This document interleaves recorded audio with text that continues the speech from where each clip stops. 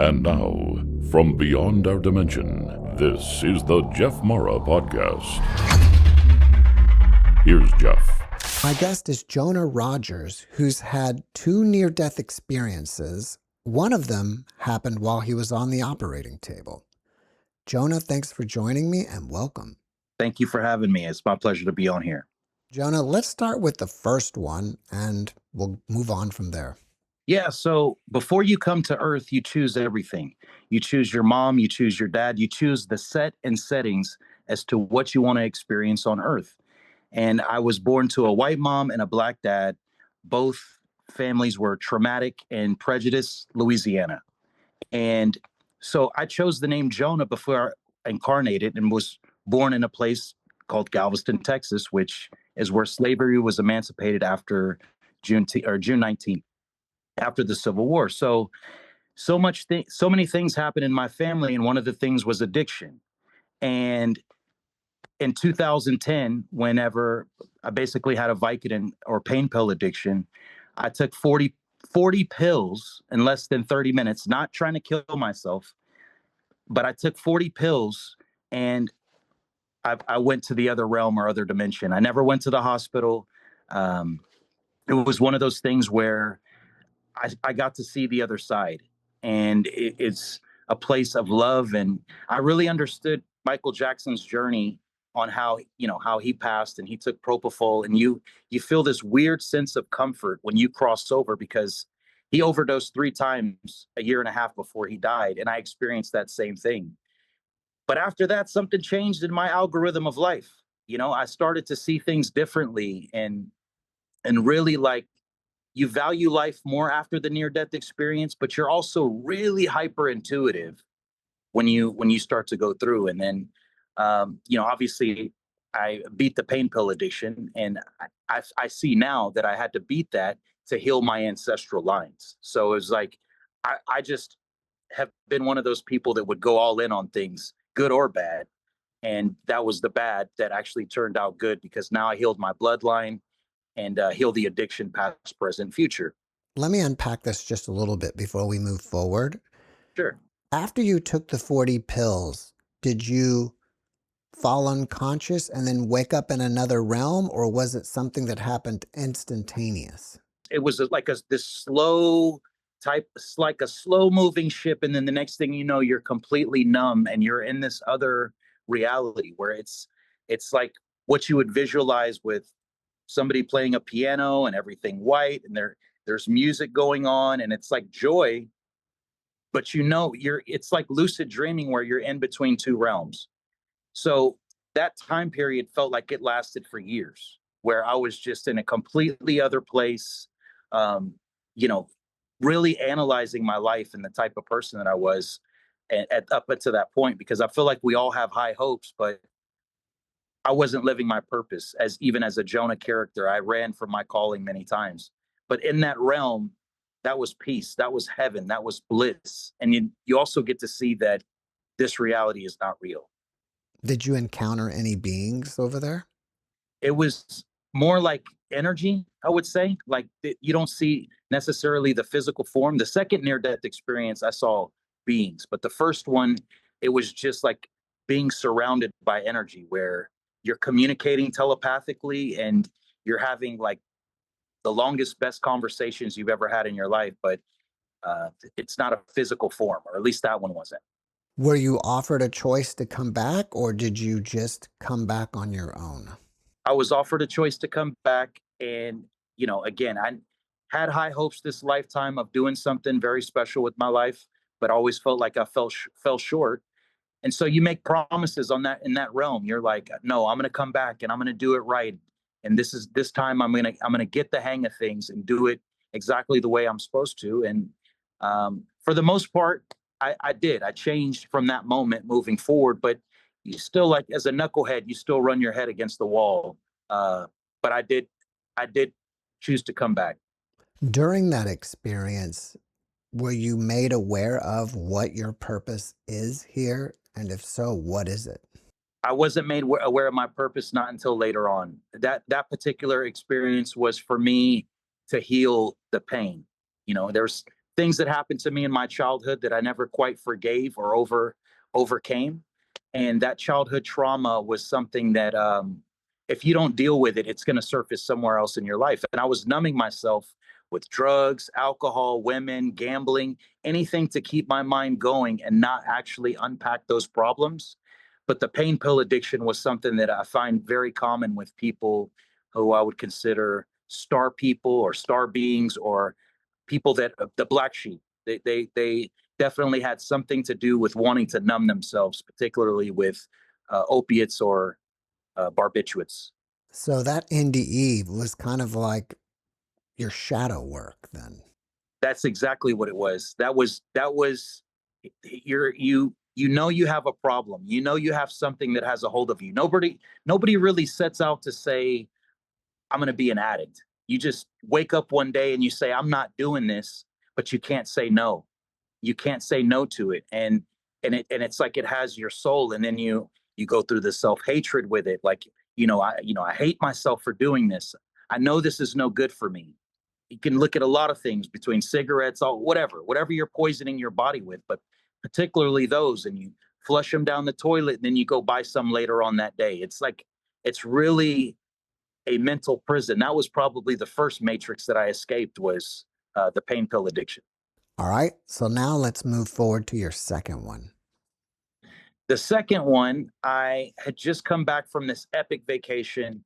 I had many ups and downs in life. I was a millionaire, I was homeless, but now I just had a regular job where I was a general manager of a health club. I go to this Oktoberfest. It was actually at my parents' restaurant. They had Oktoberfest. And so there was an arm wrestling competition. And my mom said, "Why don't you go up there with all those big muscles?" It was for a trip for two to Munich, challenged my ego. And of course, I went up there and I knew it had to happen, but I didn't understand why at the time. But on the walk up to the stage, I don't know if you've ever seen the movie Final Destination, but there was kind of like this wind or this air around me where I knew life was going to be different walking up to the stage. I didn't know, it was almost like a movie playing or something, and music playing. So I get up there, I snap my humerus, and it felt more like a Charlie horse. I went to the emergency after that, and they didn't really do an X-ray or nothing. They said, "You're good." Gave me some pain pills, and then 2 days later, I went back and got it X-rayed, and that's when they told me that I snapped my humerus. Now, so from there, I had two bone surgeries that ended up making my arm the size of my leg for 6 months, where I had a bone infection that had to be operated on. And that's whenever life really changed for me. They told me I had to sign a consent to amputate, that they were going to put a halo on my arm and cut out 4 inches of infected bone. And that time I was in the hospital for 2 weeks. And now it's kind of like this, I'm toying with my mind, because now they have Dilaudid and I'm getting pain pills, and because I need it, again, being in the surgery. But one of the surgeries lasted longer, 6 hours longer than it was supposed to. And I bled out basically. But during that surgery, my mom, who had never come to any of my surgeries, was in the waiting room. And I remember my soul coming out of my body, and I could see all the doctors and nurses in the room, and I'm begging them to please let me come back in my body. Even though I felt this immense sense of peace and love and harmony, um, and joy. And this time I saw physical people. It was like there were some black people uh, that were, again, it was like that it was like that same type of setting where, you hear music and you see people. And then, again, from there, it's kind of like they tell you what your purpose and your mission is. And I knew my mission was, Jonah, to preach to the Ninevites, but the Ninevites is the entire world on a wicked generation. So I come back into my body, and I had a knot on the back of my head that was like the size of my fist. And I'm like, how did I asked the doctor afterwards, I'm like, how did I get a knot on the back of my head when I got surgery on my arm? And nobody could explain it to me. But I almost felt like they put a chip in me or something. Something was weird after that point, because I felt like I was in this alternate reality where you start to see things, you hear voices. I really felt like I was trapped in between realms, is kind of what it was, where I was like connected to the spirit world, but I'm in the living world and everything is moving really, really slow and people are acting strange in my life. During your NDE, you saw doctors and the staff and everybody. Did you leave the operating room and go back to that realm of light again? Did I leave the operating room? During your NDE, did you Yeah, leave your body behind and go somewhere yes. else, like the realm of light? Yes, that's exactly where I went. First, it was like seeing me on the table, and it was like almost like a sadness, and then my soul traveled to the other room to see my mom sleeping on the couch, and then from there I went to a higher place where that's whenever you kind of get downloaded with the information and mission orders, and then Mhm. it becomes it's a really funny thing when you don't want to be here or you feel like times in life where you fell short of expectations of what you're supposed to do, but then when you push comes to shove and you now have a chance to exit, all you want to do is come back and tell all the people that you didn't get to say goodbye to, or that the people you love. And so that's whenever I was like, no, I'm going to get it right this time. I'm not going to be the person that I used to be. I want to be the person that I'm meant to become. And that's whenever I just shot back in my body. But like I said, after that day, it was angel numbers, deja vu, headaches, heart palpitations, going through a full ascension mixed in with hearing voices, and didn't have anybody to talk to. I didn't know anybody else who had gone through anything like that. And that's why I thought that maybe that I was in this alternate reality, sometimes feeling like hell, not understanding that this is the program or how the simulation works, that sometimes you have to actually die to live. All right, before we leave your NDE, I want to go back to one other thing. While you were there in this space, you saw black people or some other beings that you were interacting with. I saw black people, but it's also like that's just kind of like the it's just the face you're given, but it more felt like beings where you're communicating with everybody with telepathy. It didn't feel like actual people. I think that's just the form that were giving to me. Mhm. But I've seen beings plenty of times in this life in other realms, astral traveling, but in that particular time, they were actually physical people, or what appeared to be physical people in an energetic form that I knew were higher dimensional beings. Yeah, I maybe they think it was probably to not scare me. Yeah, I was going to say maybe they presented as black people just to make you feel more comfortable. Yes, that's exactly why I think it was. What were your conversations like? The conversations were just, it's almost like they're telling you about your life, and then it it, it kind of in a weird way feels like a mushroom trip, because you have like an ego death while you're in that time period, and you really get to reflect on things. um as far as like a mission goes, though, it's that you're here to live your purpose. You're here to basically tell people it's time to atone for their sins, that you could have lived a life terribly your whole life, but God, source, higher power always forgives, but you have to really embody that now. And so it was more along the lines of, hey, this is what you're here to do individually as a part of a bigger purpose. So it was like, I don't know. It again, these time periods feel like they last forever. It's not like it could have been went by like that, but you feel like you're in that space for years. Many guests will say that after this incarnation, they're not coming back. But I found it interesting that during your NDE, you wanted to get back here. Why do we want to come back here? I think you want to come back here because you want to live a life, a full life. And I thought I had done that up to that point in life, where I kind of got to do a little bit of everything, got to see parts of the world. And but you want to come back because you have a bigger mission, that's to change the world and change the collective conscience forever. I always knew I was different. I always knew I had gifts. I always knew I was intuitive, but never really honed in and tried to, I would guess, sharpen the sword with it or really amplify what that was. But then and that side of things, that you're here to come back and teach. You're here to come back and embody those things, because this this time period in history, when you really look at all time periods. This was prophesied for thousands of years, the exact time that we're living in. When you want to talk about interdimensional travel, you want to talk about, humans actually being aliens, that a lot of us are from the future that chose to incarnate in this timeline. So, I think that you it's almost like you pump a galactic quarter somewhere in a video game, and you say, I'm gonna come back, I'm gonna be a half black, half white guy. I'm gonna do all of these things. I'm gonna be dark, I'm gonna be light. And when push comes to shove, Earth is not that bad. I know a lot of people that complain about Earth, and I've been one of those people. And I have been an Agent Smith, not consciously, but not realizing that you can try to you try to think you're doing good, but you're really a negative frequency calling all the attention to the things that they want you to call attention to. But all of that only exists online.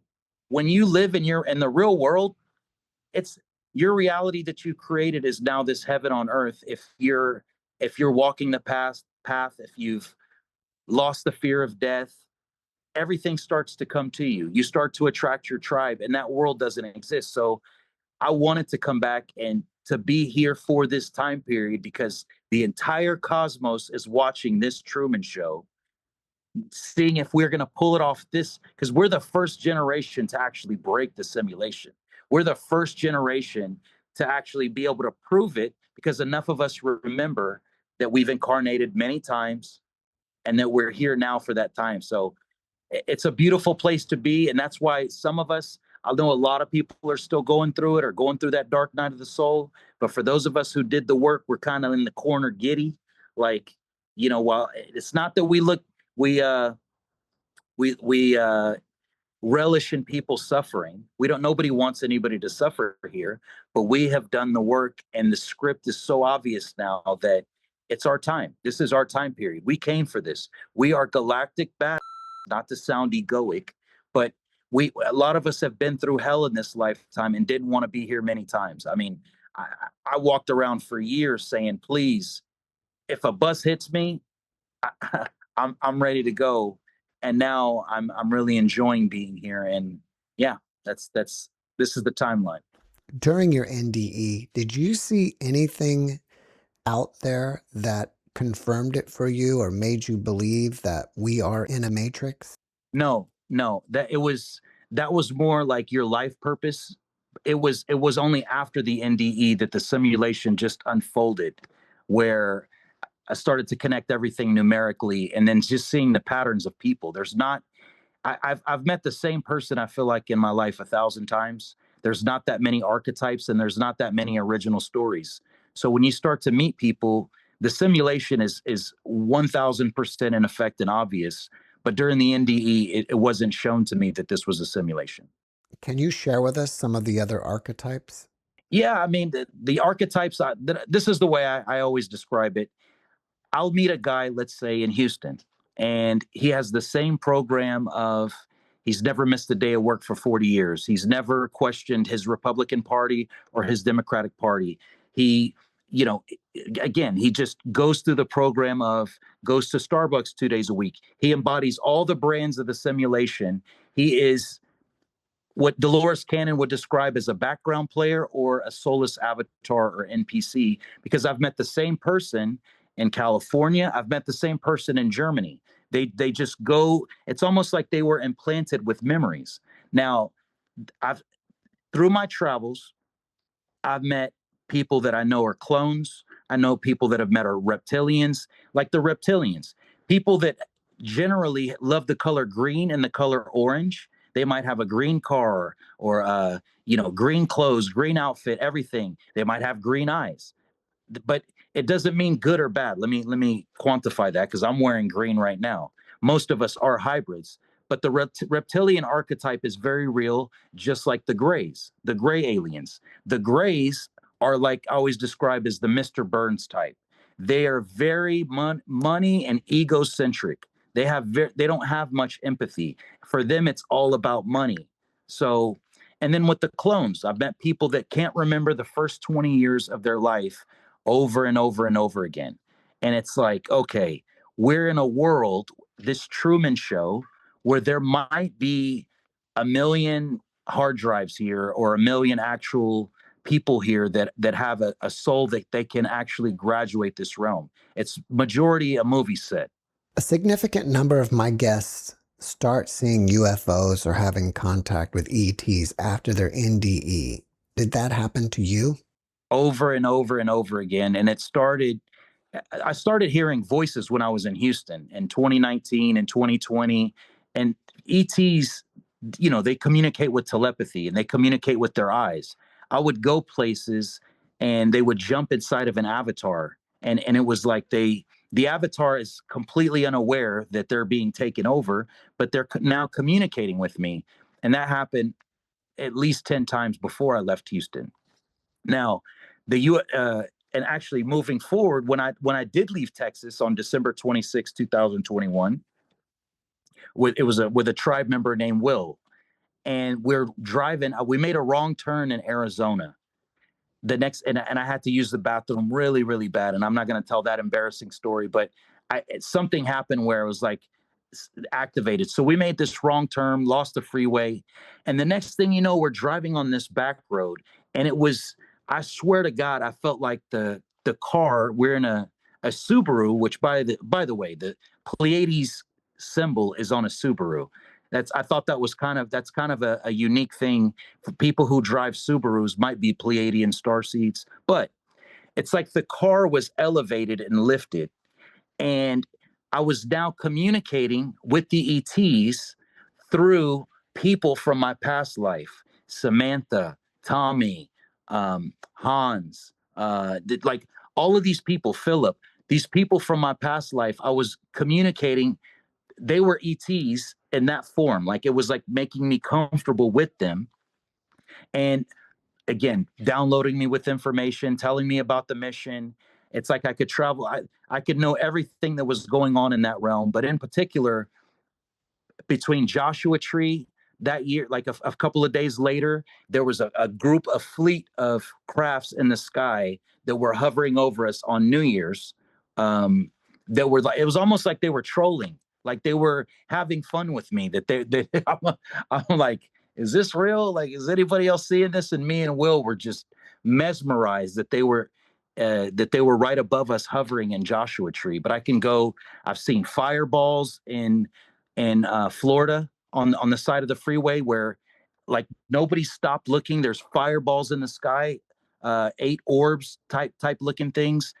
And then I started to understand that we are the children and product of ETs. And if you don't believe that they're real, they're not going to be real to you. They're not going to show themselves to you because they're not going to waste their energy, or you're not meant to do that this lifetime. But for those of us who have seen these figures, because I've had dreams of like blue avions and other higher dimensional beings, but in particular the ETs, or the UFOs, I should say, or UAPs, they show themselves to people that are in tune with the frequency, because we are the children of these higher dimensional beings, which I don't believe in aliens per se. Like I always call myself an alien and a starseed, but that's just future humans to me. We're all playing the game in human avatars. So, and the other part of that is, it's not a coincidence that I'm in New Jersey right now. Why am I where those drone sightings and UAP? I see them every night here. You can't detect them on radar, Mm-hmm. and they changed into like this Merkaba, and nobody's saying anything. It's like, and every night there's like a fleet of them. Still? Still, right now. Wow. So I know I'm meant to see them, or I'm meant to be here. The astral traveling happening out here. I feel like they've always been in our atmosphere, and watching over us. And then again, they get to observe Earth through our eyes. Many of my guests will talk about that something big's coming, whether it's a ET contact or ascension or a solar flare. Do you think that as well? And if so, what is the end game? This one might not be popular with a lot of people, but some of the biggest dreams and downloads I had after my NDE about what was going to happen in the future was that, number one, the the people we consider the super users in the game that know we live in the matrix and that this is a simulation, let's say the Bill Gateses of the world that have done wrong, that had to play their villainous role to wake us up, they will be removed from the earth, and that the basically that the people who did the work, we're going to go on this tour for one last year. We're going to be activated, fully activated, when the ships are in the atmosphere and everything is aligned. We won't need phones. We'll be communicating with each other around the world like a circuit board. And then we're going to go away on a mothership. That was the biggest dream that I kept seeing over and over again. And for some reason, I had the exit point as being Denmark. That Denmark is, I believe I decoded it one time, but Denmark in gematria equals freedom. But I was taken up on a ship in the UK 2.5 years ago, where I was on like a 21-day fast, and I was between realms again. And they throughout this journey, they keep showing me glimpses of us not dying a physical death this incarnation, that we've died previous ones, but we won't be dying a physical death. And then everyone's given the choice. Do you want to go past the Antarctic ice wall? Do you want to go to these other realms or dimensions? Do you want to go to the Pleiades? There is a physical new Earth, and then there's the reality we live in now, where you go to the store and everybody's living in their own world, right? New Earth could be here right now, but there isn't also an actual physical place. So I lose sleep at night sometimes, going back to those same dreams and visions of being on the spaceships again, no death, and we're fully activated with gifts, and it's like it's everything we've ever wanted mixed in one. And I know that time period is coming sooner than later. I wanted to say I don't like to predict dates because they don't work that way. I know a lot of people, when people started getting on that 3-eye atlas, I said, look, ETs don't need UFOs. The past, the present, and the future have already happened. Everything that's already been created has already, like time travel, everything already exists. When they're ready to come, they don't just say, hey, buddy, you can go ahead and toot the horn. So the 3-eye atlas, all of these psyops that they're running, it just doesn't work that way. But I have seen an actual physical ship that we will be traveling on to leave this realm. And then we're going to go on like a year tour. We get to say goodbye to all our friends and family and all the people that we played the game of life with. Call it the supporting cast and characters. We're going to hug it out and cry it out and say, hey man, we did it. We're the first, like this, we beat this game. And then you're given the option of, man, I want to come back next lifetime and I'm going to be a rock star, or I'm going to be a homeless person. Like you get to say the reward coming, this is going to be so great that you're going to say, that was awesome. That's the best movie or game that I've ever played. And I want to do that again. Now, I know a lot of people aren't at that point, but it's coming. Do you think we'll start a new simulation?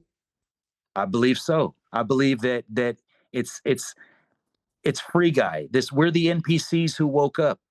And what better way? Yeah, you can.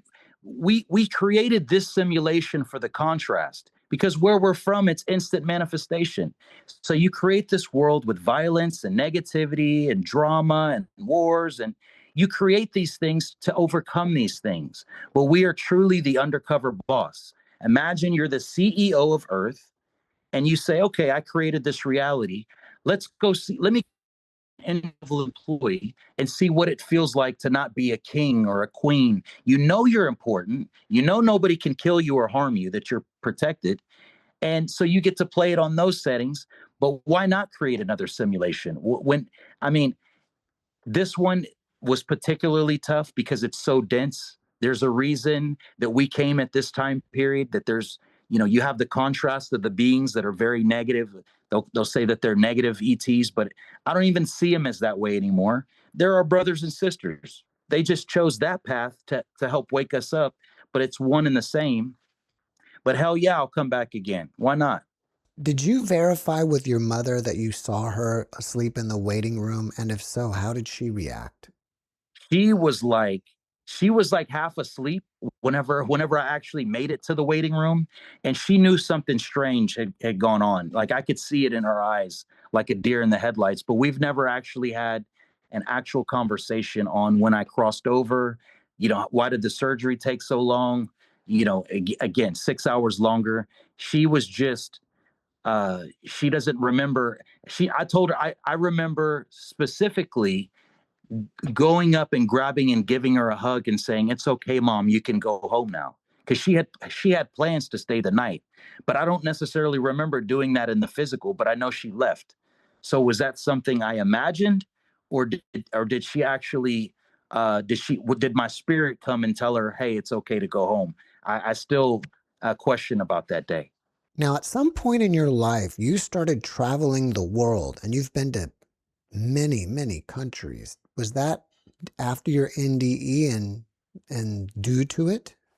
Even after the NDE, I had some crazy things happen where, I went to the federal building, the Mickey Leland Federal Building, 1919 Smith Street, because then now, after that, later on that year, I was downloaded that we live in the Matrix and I could see all the patterns. Life became these falling green numbers. So I saw myself as Neo. I believe just like Christ consciousness, you have Neo consciousness, you have Morpheus consciousness, Mary Magdalene. So I saw these things and I started to tell people in my real life that we live in the matrix and that this is a simulation. And I went to the federal building and I told them that Wells Fargo is a money laundering operation for the cartel. I have no idea how I knew that. I told them that obviously this is a simulated reality, and then they threatened to kill me. And that's a whole nother story of I was, at the Department of Homeland Security, like Neo. And that's when I had my major awakening, where I started to fill up notebooks, journals of future places, events, and all kind of things. But at that time, I quit my job. So after this, I got the halo on my arm. This is during the time of COVID, so the world shuts down. So it actually kind of happened like it aligned perfectly. And so during that time period, I started getting, again, the downloads of information. And what do you mean we didn't land on the moon? I didn't even see that conspiracy theory on the internet. And I'm somebody that grew up in Houston, that I grew up near NASA. Now, why would I grow up near NASA? Why would I seed myself there to be right around the fire of Freemasons? And I won't get too far into that, but I started to know what my mission was. I didn't know what star seeds were until again, it was telepathic communications. It was the visions and dreams. And then you hear about things like Dolores Cannon and the three waves. I didn't know what that was, but it just, certain things resonate with you where you know that they're talking directly to you and about you. And it took me a whole nother year and a half later before I made my first social media video. And I knew it was time. Kanye West came out with the Donda album, and the number 7 song was Jonah. And I had a dream about that a year before it happened, as that was going to be go time, where I started to share my story about awakening and that I was an alien and all these things. So on 11/11/2021, I shared that, I told the story about the federal building and that my name is Jonah Rogers and I'm an alien. And I said, "Do you remember?" And that was my coming out in conservative Christian, Webster, Texas, Houston, Texas. And I'm thinking, okay, here we go. Let's get canceled. And then it did like 500,000 views in 2 hours. Like it blew up on TikTok, which I didn't even TikTok was guided in my way of awakening and how to share the journey, because I didn't even FaceTime before that. It's not that I'm not a social person or I have fear, but I didn't look at social media as anything, as something that I wanted to be a part of. But I knew if Yeshua was alive today, which he is, then he would probably have a TikTok, an Instagram, a Facebook. If you can reach millions, if not billions of people with a message and with frequency on how to ascend in this lifetime. And so that's when the journey began. And it was December 25th, where I was, again, a strange thing happened. I'm sitting in my living room. And at this time, I'm starting to make spiritual content and how my awakening went. And I'm going live and thousands of people are coming on live. And then something happens where me and Will was a follower who had, not a follower, nobody's a follower. He was a tribe member that he quit his job in Georgia. He saw me said and knew that it was go time, that we had to spread this message to the world. And I'm sitting in my living room and my TV takes over. The YouTube literally Like it's like somebody had a button and takes over, and a 6 video montage plays that it's "We Are the World, We Are the Children." There's a song called "Come to Life" by Kanye West. Like all these songs played, but the last song, the guy flicks a passport, and I knew I had been getting the download. I was going to have to leave. I was going to have to go to zero and leave everything behind in Houston and leave that life behind to go spread this message.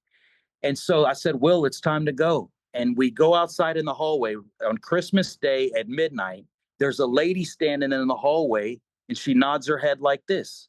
And I'm like, okay, I guess we got to go follow her. So we start following her and we drive by NASA. We drive by all of my old businesses I used to own. We drive past my old girlfriend's house, my parents' new house, and then my parents' old house. And then I started crying because I knew that I was never going to see these people again, that it was a walk down memory lane, that whether she was conscious or cognizant of what was going on, or she was just the avatar being used to get me this message, it was like a 2.5 hour car ride at 2 in the morning, where I knew it was time to go. And so the next day, I packed 4 pair of clothes, my backpack, my passport. I had $100 to my name. I left everything behind. And then that's whenever, I had to have faith that everything was going to be okay. And I've slept in on couches, tents, garages. I've been clothed, I've been fed. And somehow this journey has got me to 34 countries and 40 states, uh, over 1 million social media followers, even though that's not what we're here to do this for, but connecting with tribe around the world. And that's the real message to everything. Is a lot of people wanted to be a part of the journey, or they wanted to quit their job or do these things to help spread the message of awakening, but they knew that they were me. Like, I am you, you are me. That's the whole message here. And so they are the real heroes that really, that, I would go give a talk or a speech or some sort of a town hall at place after place, um, to spread this message of awakening. And now I'm in New Jersey. Out of all your travels, where were the most spiritual places that you've been? I would say the first one was probably France, which was one for me because I didn't even know. I'm gonna be honest with you. I didn't even know who Mary Magdalene was before my awakening. But I kept seeing these downloads of Mary Magdalene popping in, popping in, popping in. And then she has her tomb, or her tomb site is in Saint Maximin La Saint Baume in France. So I'm in France last year, and I said, okay, let me go make the journey, and I go make the track down there. And that was an amazing place. They had the skull. I did a nice prayer and meditation, and I started to physically weep. So that was one. After that, I went to Israel, Palestine. This is how I know that I'm on some biblical, it's not me in control. There's something else controlling me, probably with a game console. But the first place I stayed at was the Mount of Olives. And that's where Jesus, I didn't even know this. It's a Stargate, but it's also where Jesus had the Last Supper. So what are the chances? I'm staying there for a week. I went to where he was taken down from the crucifixion. I went to his birthplace in Bethlehem. There's so much going on, and even the Dead Sea. But I would say, as far as aliens and consciousness and magic and Buddhism, Sri Lanka was this magical, mystical place where I really started to have an awakening that really started looking at Buddhist principle, because Buddha was Yeshua. You know, Yeshua taught Christ consciousness and brotherly love and ascension, and Buddha taught enlightenment and becoming the light, and that none of this is real, and soul contracts and reincarnation and energy, frequency, and vibration. But Sri Lanka, I went to Alien Mountain. I mean, we seen orbs in the sky and Merkabas. You just could feel the energy of, we're being pushed and guided to places where the ancestors walk. And the main places that people go, like I've been to Giza, didn't feel much. I've been to the pyramids or all these other places. Stonehenge, didn't feel much. Now Glastonbury, I felt a ton. But the real magical places are going to be, some little girl is going to pull your shirt and then tell you and point this way. It's going to be some sort of a galactic pushing for you to go, and it's going to be on some side road, and that's where you're going to get activated or visited. It's not going to be the main places. What was that mountain that you spoke of? Alien Mountain. It's called Donegala, Alien Mountain. That it's in Sri Lanka. You can't get on a phone for 30 minutes around there. You have no reception. And we had found it earlier this year. We're like, you know, I didn't even see it on social media. And then the guide we were with said, "Hey, you need to go to Donegala. We need to go there." So we get there, and then it's flooded. You can't go up without a guide because it's not really a tourist spot. And so then, looking up the story, so there's a guy who I asked this monk, we had a translator, and I said, "Have you ever seen aliens? Have you ever seen UFOs or anything here?" And he said, "Oh, yeah." And I had asked probably 20 people on this trip, and everybody kind of laughs at you and looks at you like you're funny. He said, "Yeah, a guy in 2017 saw 4 fireballs or orbs in the jungle. That he's the caretaker of the monastery and the things out there, and they landed in top of the mountain and they went inside of the mountain." And so we were like, "Oh, that's cool." So he said, "Hey, why don't you come back in a week when it's dry and you guys can go up?" Well, we ended up just pulling down and we started doing some exploring. And we actually ran into the guy riding his bike on the road. The actual guy, come to find out, he was on Travel Channel or Ancient Aliens, that he was the one. But he took us to these petroglyphs of writings that are somewhere between 10,000 to 100,000 years old, where you see there's a fish in there. You see like the symbols.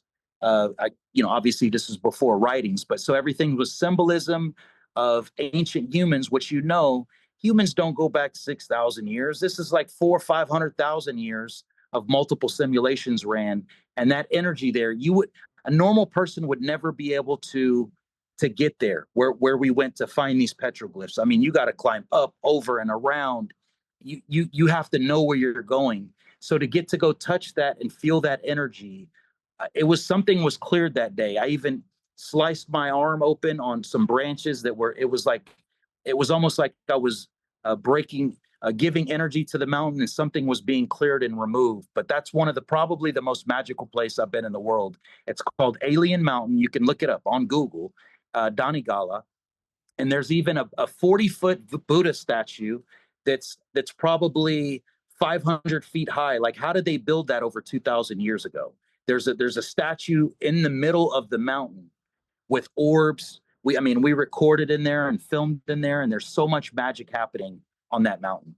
Have the memories of your NDEs faded over time?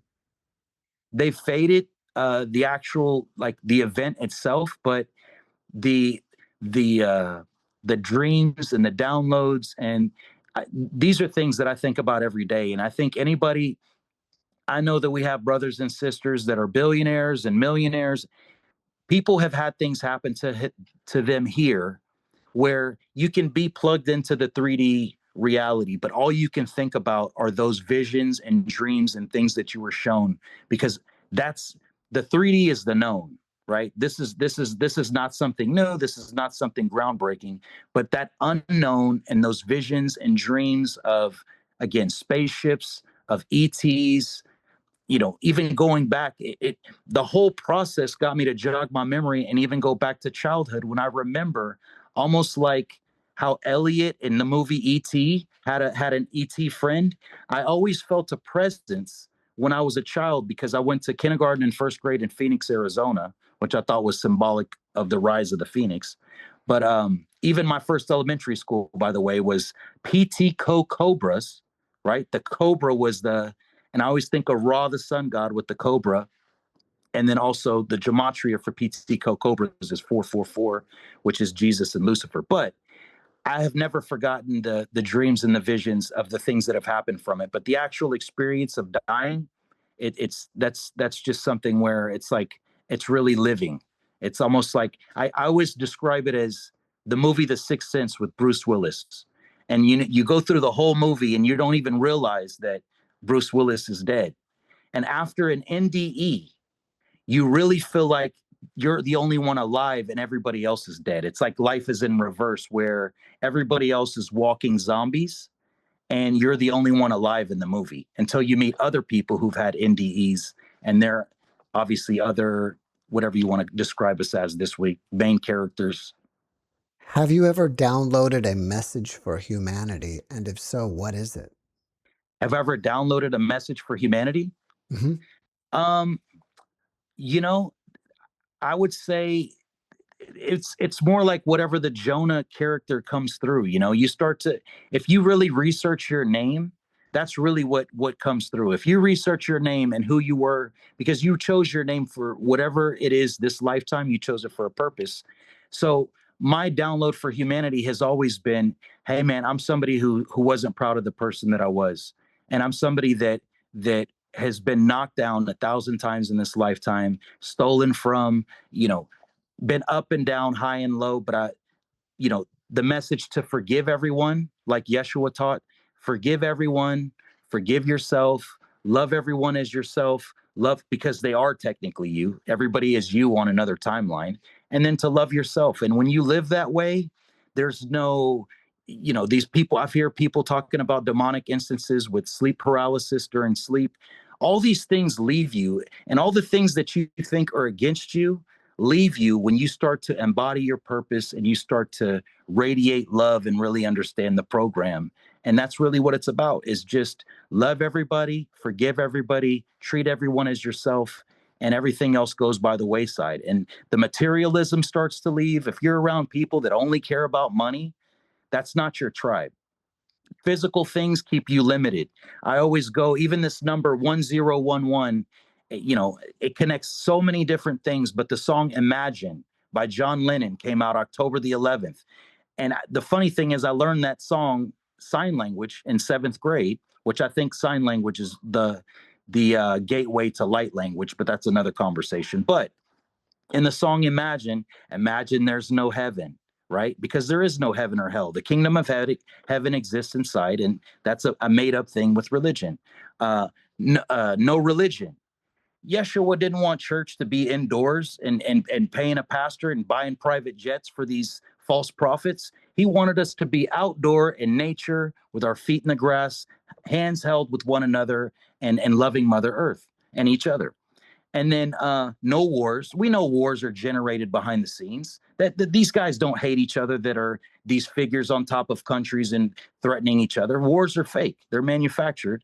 And then the last part was no possessions. Right? No possessions. Why is Elon Musk worth over $400 billion on paper, but he doesn't own a home? Because when you own things or you possess things, you're filling up your hard drive of life.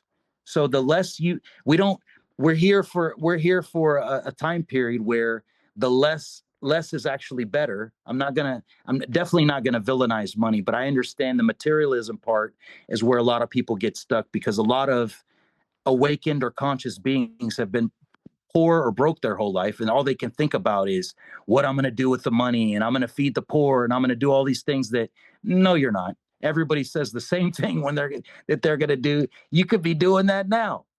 you, you you know what I mean? So that's really, all of these things connect, and why I understand that's a part of the message too, is for humanity, is that's how you break free.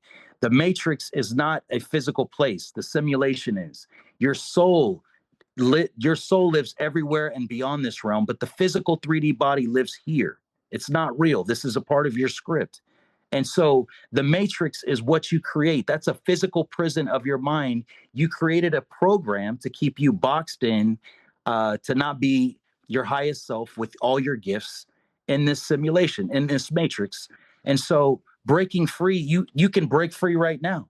It's just breaking free of anything that's keeping you low vibrational, low frequency, and not being your highest self. That's how you break out of the matrix. Can you give us some practical advice on how to become more high frequency? The easiest thing in the world to do is fast. I'm somebody who has been up and down and built like a PE coach my whole life, and then, super in shape. But the fasting part of this thing, I did a 40-day fast earlier this year where, okay, I know that there's codes in the Bible. Let's see how far can I go with this thing? Because you started with 3 days, which there's a thing with, obviously Jonah was in the belly of the whale for 3 days and 3 nights. Yeshua was in the ground for 3 days. there's a code there. If you don't eat for 3 days, you experience like a rebirth. So the fasting with the 40 days for me really got me to break free and see that they call your stomach like is actually your heart chakra, or that's your brain. And that's true. That's how you can connect to all realms. Not eating now is almost like a psychedelic experience. When you don't consume things, you're free to connect to your higher self and to the source. So that's number one. Walking with no headphones. I always reference the song Jesus Walks by Kanye West is 3 minutes and 13 seconds. And I believe that it's really meant for Jesus walking. Jesus walks with the sinners and the saints with no judgment. Don't judge anyone. But when you walk, you activate a frequency. Last year in November, I do these challenges, and I did 1,000,000 steps in 1 month, which is about, it averaged, I did it in 27 days, but it was like 40,000 steps a day, somewhere along there. And you really get downloaded with information. That's walking with no headphones, walking with no music. And you let the source, your angels and guides communicate with you through nature. And I'm telling you, it's like a whole nother world. Now you're going to lose people because when you reach a certain frequency, a lot of people can't be around your frequency anymore because they're not matching it anymore. Or some people almost feel like they might remember the old version of you and they think, oh, you think you're better than. But we're at a stage now, or a period now, where people just vibrate away from you. That's how high we've reached. What's the name of your YouTube channel? The YouTube is Book of Jonah, or The Book of Jonah on YouTube. I do have my original TikTok. I had 600 and something thousand up, but I do have my original TikTok up that is The Book of Jonah. And then I have Book of Jonah Instagram, and then Jonah Rogers on Facebook is what I use. And then Threads, which, Now, you've literally written a book as well, right? I've written a book. It's in the final stages of editing. It's about decoding your reality with gematria and like numerology and life path numbers, and how to break down your birth certificate and all the schools you went to, how everything has been connected since the time when you were born. Even when you go to Walgreens or the store and there's a receipt printed, that is individualized to you. And I also I got some merch that I released. These are from Sri Lanka. 00101110 is the binary code that connects our community for the conscious awakened beings around the world. And it says, be the glitch, because we are the glitch in the matrix, because we are the NPCs who woke up here to change humanity forever. Is your book published yet? And if not, do you have a date for it? It's not published, but it will be published before the end of this year. Okay. It's finished. Right. And you have a documentary too. The documentary, we don't have a title for it yet, but it's basically we toured Sri Lanka with some other conscious people, and we got to go to Alien Mountain. So it's basically like we went on this spiritual tour with some other high vibrational beings, and we tapped into the ley lines. It's really about ley lines and consciousness and kind of the history of Sri Lanka and how Buddhism came about. Because again, Sri Lanka is one of the most spiritual places in the world. So that look for, early 2026, but really excited about that project. What's the next country you want to go to? That's a good question.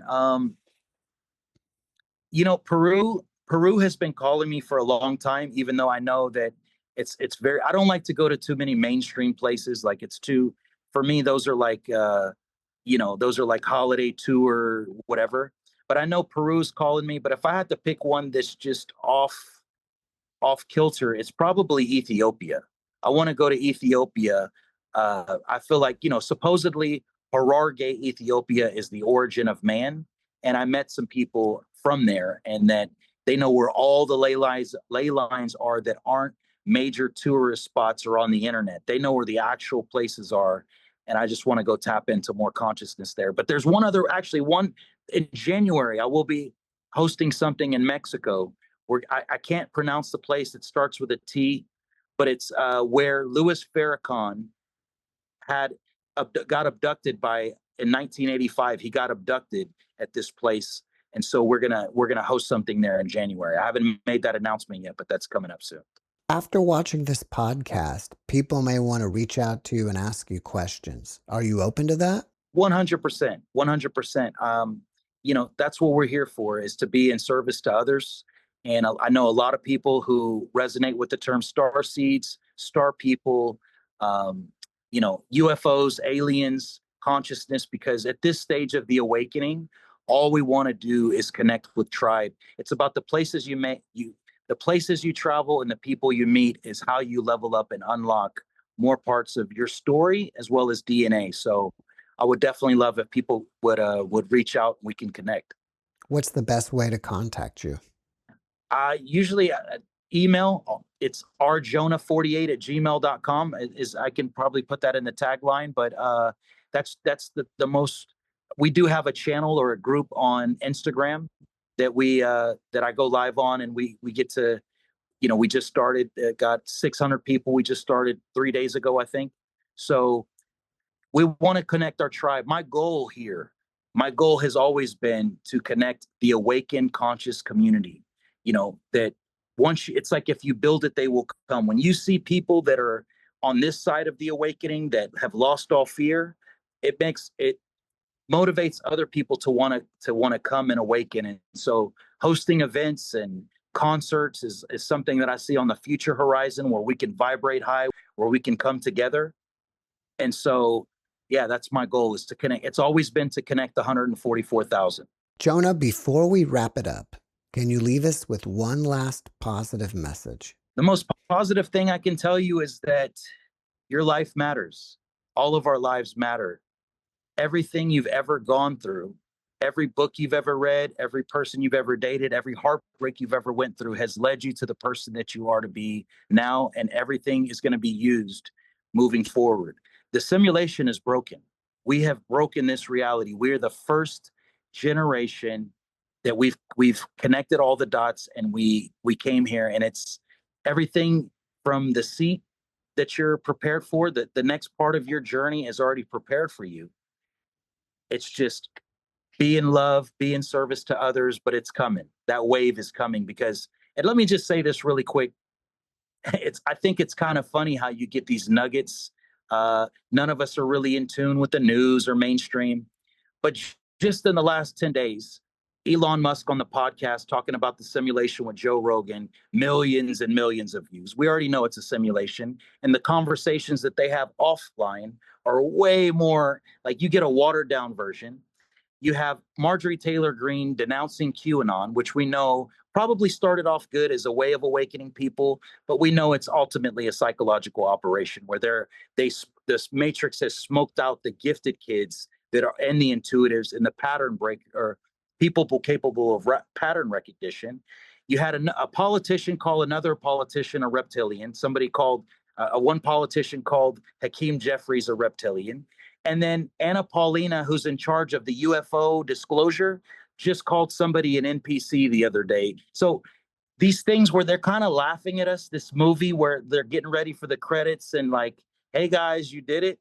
That time is coming. So, again, we're getting these nuggets spread out.